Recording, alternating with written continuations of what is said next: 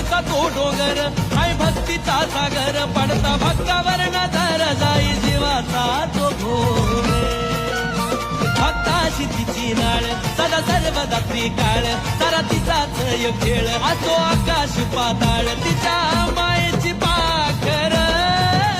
तिच्या मायेची पाखर त्या माढरच्या डोंगरावर काळूबाई चालवी जगाचा कारभार त्या